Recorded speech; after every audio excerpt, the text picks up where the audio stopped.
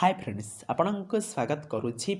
आम YouTube channel smart निजोड़िया को जो छात्र छात्री माने प्लस 3 सेकेंड फेज रे एडमिशन नेबा को जाउछंती से मानकर बहुत सारा कमेंट रही खास करी बेसी कमेंट आछि सर आम एडमिशन करने को गले क्यों क्यों डॉक्यूमेंट नहीं कि जीवु आउ एडमिशन जो डेडलाइन रही 4 तारिख रु 7 तारिख पर्यंत ए डेडलाइन एक्सटेंड हम ना से डेडलाइन रहिबो बहुत सारा पिला मानकर कमेंट आछि डाउट भी रही आज वीडियो रे जानिबा आपण मानक एडमिशन समय क्यों क्यों डॉक्यूमेंट आवश्यकता होता है आपनकर जो एडमिशन डेडलाइन रही या बढ़िबो ना से डेडलाइन रहिबो आज हम वीडियो रे संपूर्ण जानिबा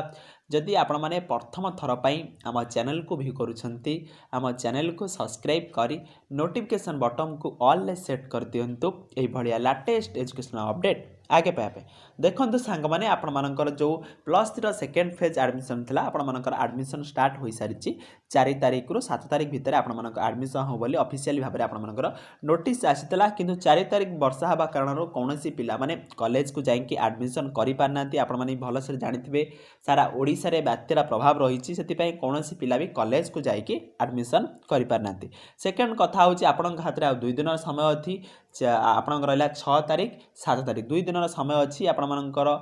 हाथ में बेसी भी समय नहीं आपण माने जो माने इंटिमेशन लेटर एपर्यंत बाहर करना आपण माने फी पेमेंट कर इंटिमेशन लेटर बाहर कर दियंतु तापर जाई एडमिशन करेंगे एडमिशन समय क्यों क्यों डॉक्यूमेंट आवश्यकता होता है प्रथम कथा होची आपण मानकर 10th ओरिजिनल सर्टिफिकेट आउ जेरक्स कॉपी नहीं कि जिवे आपनकर 10th जो सर्टिफिकेट रहिला से माने बयस देखिबे 10th सर्टिफिकेट सेकेंड डॉक्यूमेंट होची आपण मानकर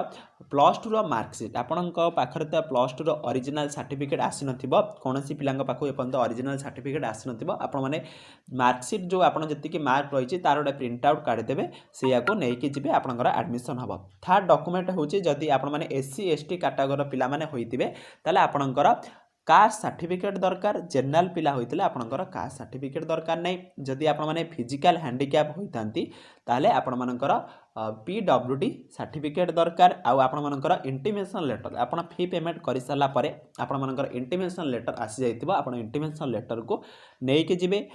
थर्ड कथा होची आपण मानकर सीएलसी सर्टिफिकेट दरकार आपण जतले ऑटो जनरेट हेतु आपण सीएलसी सर्टिफिकेट जतले फी पेमेंट करि सारथिबे आपण ऑटो जनरेट सीएलसी सर्टिफिकेट हेतु आपण सीएलसी सर्टिफिकेट को नै कि एति डॉक्यूमेंट को नै कि आपण एडमिशन करबा को जिवे अन्य कोनोसी डॉक्यूमेंट रा आवश्यकता नाही किछि भी असुविधा हबा नाही आपण दुई डेट भितर जे एडमिशन करंतु जो आपण डेडलाइन आगु को बढ़िबो कि नाही बहुत सारा पिला मानकर कमेंट आस्तला कारण आपण मानकर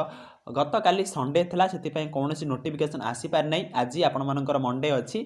नोटिफिकेशन आसी जिवो आपनकर प्रायतः डेडलाइन बढ़िबो कारण गोटे डे एडमिशन कोनोसी पिला भी करि पारनाती आपनकर एडमिशन डेडलाइन बढ़िबो जदि बढ़िबो मु भी आपण मानको जणाई देबी सेति पयंत आपण माने हम चैनल सो जोड़ी रहिथांतु एई भलिया लेटेस्ट एजुकेशन अपडेट आगे पाया पई हम चैनल को सब्सक्राइब करंतु धन्यवाद।